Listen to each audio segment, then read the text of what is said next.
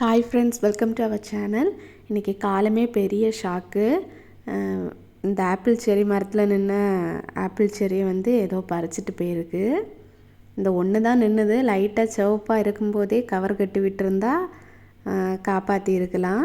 இந்த வாட்டியும் நிறைய பூ பூத்துது. இந்த வாட்டியும் மழை பெஞ்சதுனால எல்லா பூவும் தொழிஞ்சு போச்சு. அதுக்கடலை எறும்பு வேறு.